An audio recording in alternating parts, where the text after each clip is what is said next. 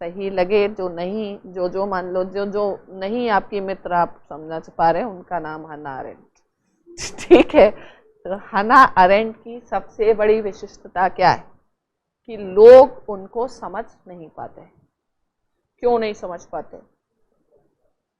समझा नहीं पाती। वो कहती है कि हमको आपको समझाना नहीं, मतलब वो कहती है मेरी किताब मत पढ़ो।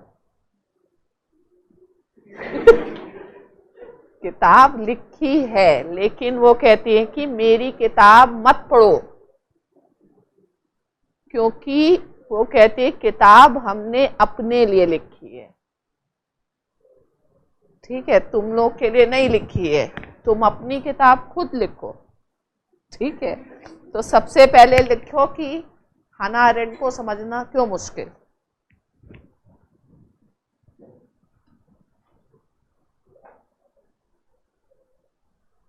क्या कह रहे हो? लिखो क्योंकि वह नहीं चाहती कि उन्हें समझा जाए।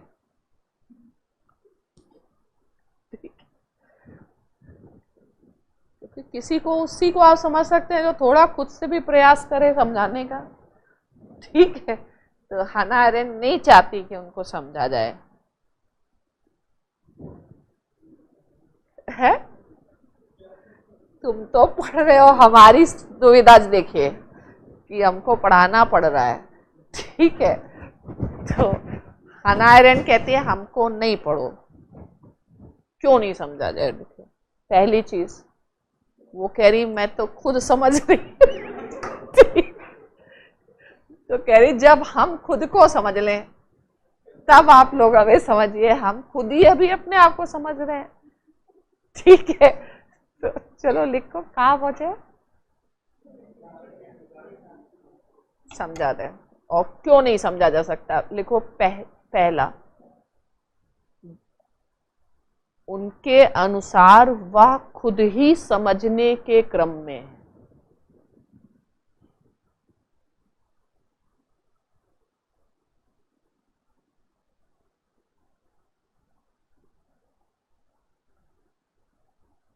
तो अब वो खुद ही चीजों को समझ रही हैं। आज उन्हें ये चीज सही लग रही, कल उन्हें वो चीज सही लग रही। तो अब दूसरे दिन जब वो आर्टिकल लिख रही तो कुछ और लिख रही। तब लोग पूछने जा रहे कि परसों आपने ये लिखा था, आज आप ये लिख रही। तो कह रही है कि हम तुमको क्यों एक्सप्लेनेशन दें। ठीक है, तो कह रही कि हमने तुमको फोर्स किया था हमारा वो वाला आर्टिकल पढ़ो। ठीक है, तो हम जवाब ववाब नहीं देंगे। ठीक है, उनके पढ़ो ही नहीं। तो पहली चीज तो कह रही हम खुद ही समझ रहे हैं अभी, तो हमें ना समझिए अभी। नेक्स्ट लिखो, हन्ना अरेंट ने पाठकों के लिए नहीं, खुद के लिए लिखा है।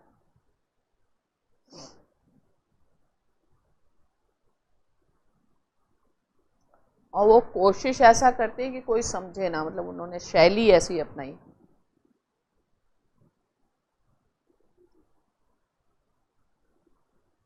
लिखो वह खुद अपनी चिंतन शैली को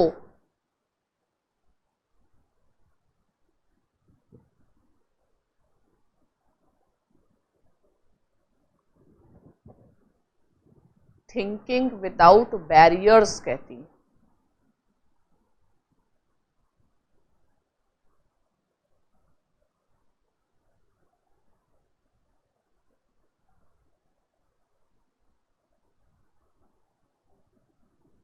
कहती है हम आज मोदी जी की पढ़ाई करेंगे, कल राहुल जी की करेंगे। हमारा मन, हमारा कागज, हमारा पेन, आप कल लेके ये मत आना कि इधर इनकी क्यों बुराई कर रहे थे।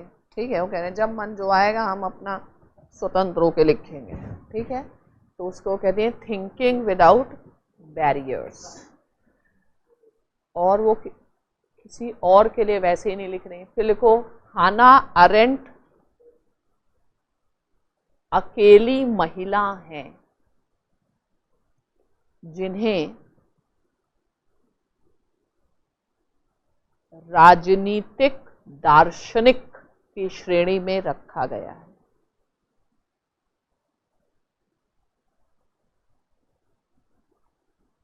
इतने सारे थिंकर्स में अकेली हैं वो।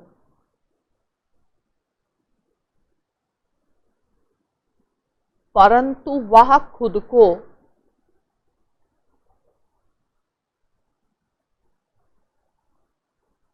राजनीतिक दार्शनिक कहलाना पसंद नहीं करती। तो उनको फिलॉसफर कहोगे तो डंडा लेके आएंगे तुम्हारे पीछे, हमको फिलॉसफर मत बोलो, ठीक है। तो कहती है हम फिलॉसफर नहीं, हमको फिलॉसफर ना बोलो, ठीक है। तो अब लिखो यह वह, लिखो यह वह दार्शनिक है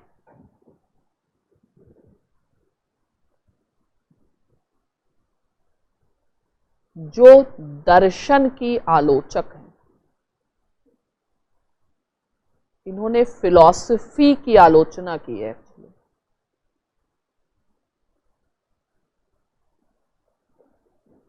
तो she is a philosopher who hates philosophy, ठीक है।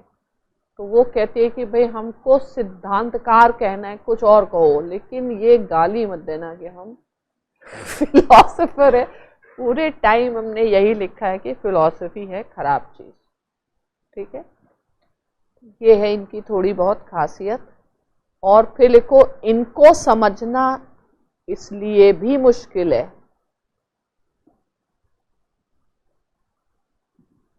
कि यह शब्दों को खुद के मायने देती हैं।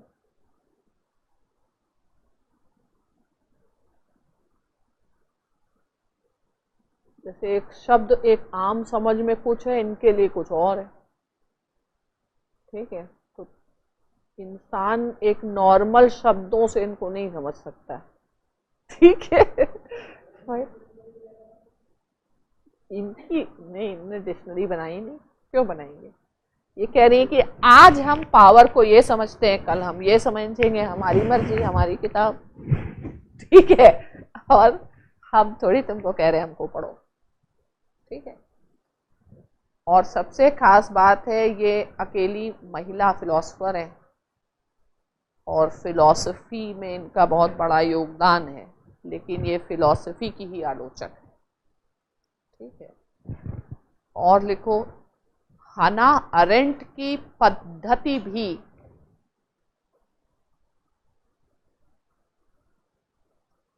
मुश्किल पद्धति है, मतलब एक आम पद्धति नहीं।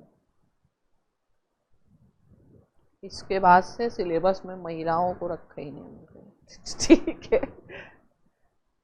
महिलाएं जो है वो पॉलिटिकल साइंस में ज़्यादा नहीं पाई जाती या एज अ फिलोसोफर, बाकी उसमें जाए हैं, ठीक है। तो इनकी पद्धति भी थोड़ी मुश्किल पद्धति से बात करती हैं। तो इनकी पद्धति को कहा जाता है फिनोमिनोलॉजी।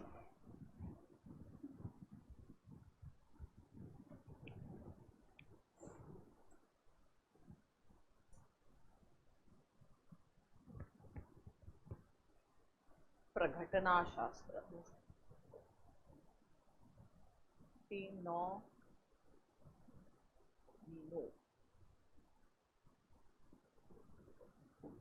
हम अपने अंदाज से बता रहे हैं प्रघटना शास्त्र।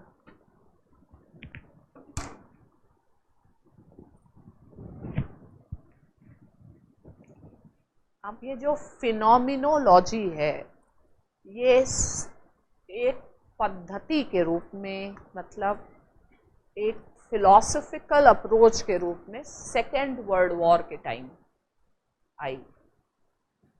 अब सेकेंड वर्ल्ड वॉर और इसके जो प्रमुख फिलॉसफर्स हैं जैसे हसरेल हैं, हाइडेगर हैं, इन दोनों से इन्होंने पढ़ा। हाइडेगर और हसरेल दोनों इनके टीचर रहे हैं। फिर दोनों से इनको प्रेम हो गया, ठीक है। फिर इन्होंने दोनों को छोड़ के तीसरे से शादी करी, ब्लूमर से। फिर इन्होंने उसको भी छोड़ दिया, ठीक है, क्योंकि एक्सपीरियंस ठीक है तो वो एक्सप्लोर करें। तो अब सबसे पहली बात है प्रघटना शास्त्र क्या होता है। ठीक है, देखो यह एक दार्शनिक पद्धति है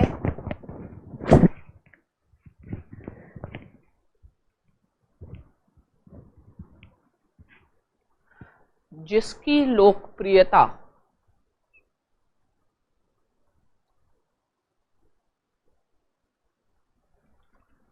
द्वितीय विश्व युद्ध के समय बढ़ी।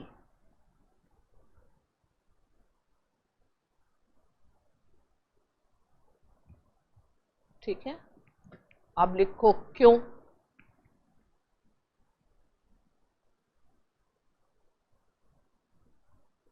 देखो, प्रथम विश्व युद्ध के पश्चात का समय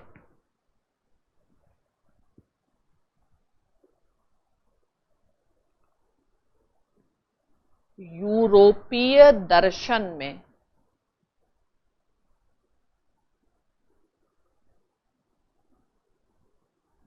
सर्वाधिकारवाद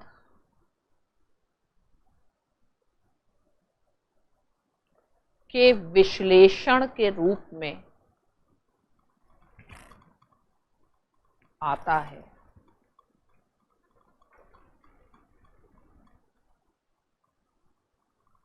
ठीक है, स्वयं हना अरेंट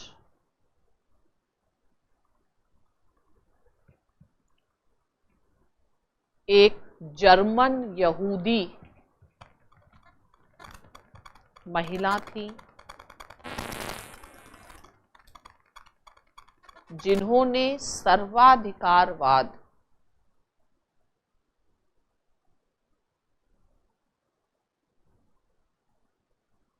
का अनुभव किया था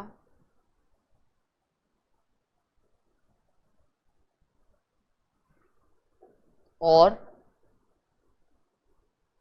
उसकी घोर विरोधी थी।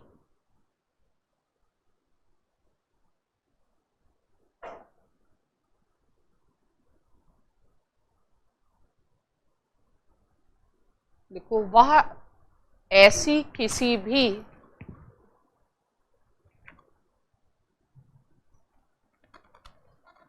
दार्शनिक पद्धति की विरोधी हैं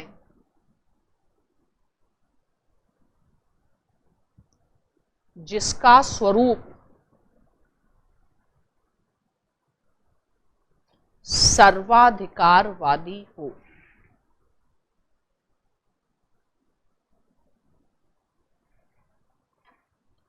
सर्वाधिकारवादी होता गया है, अंडरलाइन करिए यहां पे।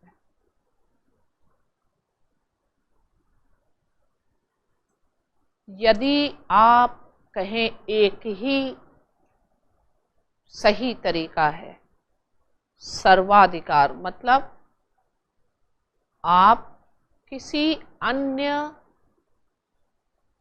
विचारधारा को स्वीकार ना करें और एक ही विचारधारा को माने यही सत्य है। जैसे मान लीजिए हिटलर है, उसने कहा कि जर्मन नस्ल ही सर्वश्रेष्ठ है, तो उसको क्या कहा जाएगा? सर्वाधिकारवादी चिंतन। सर्वाधिकार का मतलब कुछ समझ में आ रहा है? होमोजेनाइजेशन को सर्वाधिकारवाद कहते हैं। आप माने कि यही बेस्ट वे ऑफ लाइफ है, इसके अलावा जीवन जीने का और कोई तरीका नहीं है। और यदि कोई अन्य व्यक्ति आपसे असहमत है तो आप उस व्यक्ति के खिलाफ हिंसा का प्रयोग करें। ऐसा सोच जिसमें आप एक ही सोच आपकी है और आप सर्वाधिकारवाद को समझना, कैसे समझा जाए? तो सर्वाधिकारवाद जो है वो प्रजातंत्र का विरोधी है। तो प्रजातंत्र की सबसे बड़ी खासियत क्या है? वाणी और अभिव्यक्ति की स्वतंत्रता।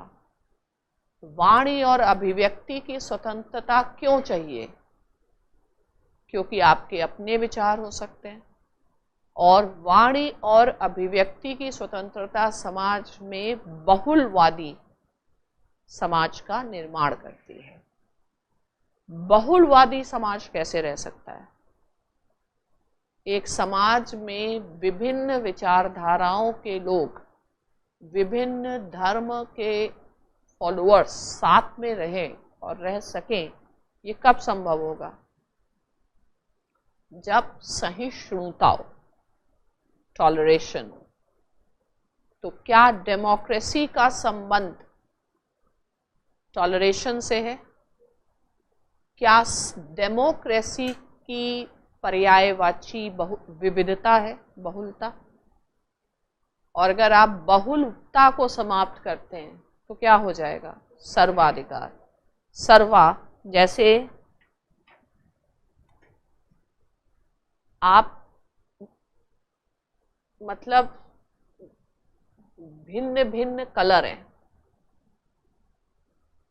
इसको समाप्त करके एक ही कलर रखें झंडे में, ठीक है?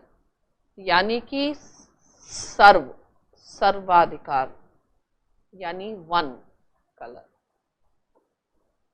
और बाकी का अस्तित्व नहीं, ठीक है?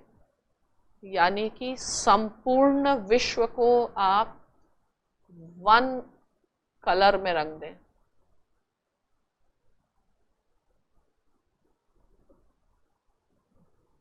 ठीक है? या संपूर्ण विश्व में आप एक जैसी व्यवस्था ले आएं, यानी सभी जगह और किसी चीज का, किसी अन्य विकल्प का, किसी अन्य वैकल्पिक जीवन, प्रजाति, धर्म, विचारधारा का कोई स्थान ना हो, तो उसको क्या कहेंगे? सर्वाधिकारवाद। तो सर्वाधिकारवाद को समझना, कैसे समझा जाए? किसी चीज को आप वैसे नहीं समझ सकते हैं। हो सकता है कि कुछ चीजों को समझने के लिए उसका अपोजिट समझिए। जो प्रजातांत्रिक नहीं है वो सर्वाधिकारवादी। तो प्रजातंत्र की क्या विशिष्टता है? बहुलता, विविधता। प्रजातांत्रिक समाज कैसा होता है? बहुलवादी समाज, ठीक है? अगर हम सनातन धर्म या अगर हम हिंदुइज्म की आइडियोलॉजी को लेते हैं तो क्या वो बहुलवादी है? करेक्ट है? नहीं, क्या होता है? हाँ, हिंदुइज्म बहुलवादी, हिंदुइज्म जो है वो प्रजातांत्रिक है, क्योंकि हिंदुइज्म में एक सिंगल पुस्तक नहीं, एक सिंगल चर्च नहीं, एक सिंगल प्रॉफिट नहीं, और सभी लोगों को अपने अनुरूप, अपने अनुसार करने की स्वतंत्रता है, ठीक है? तो why India is mother of democracy? India में हमेशा विविधता को इस्टेब्लिश किया गया, और इंडिया को डेमोक्रेसी क्यों माना जाता है? या अन्य सभी देशों में, थर्ड वर्ल्ड कंट्रीज में डेमोक्रेसी सक्सेसफुल नहीं हुई, भारत में क्यों हुई? क्योंकि जो भारतीय समाज है उसकी, या हमारी जो जीवन शैली है, उसकी विशिष्टता क्या है? सहिष्णुता, ठीक है? तो इंडियन वे ऑफ लाइफ मतलब टॉलरेशन, सहिष्णुता, एक धर्मवाद नहीं, सर्वधर्म संभाव, ठीक है? और अगर एक धर्म की बात होगी तो वो क्या हो जाएगा? टोटलिटेरियनिज्म। ठीक है। तो विविधता में एकता ही डेमोक्रेसी है। और विविधता में एकता के लिए क्या चाहिए आपको? आपको विविधता के प्रति सहिष्णुता, और सहिष्णुता का अभाव क्या होगा? हिंसा, ठीक है। Lack of toleration of differences, lack of toleration of opposition.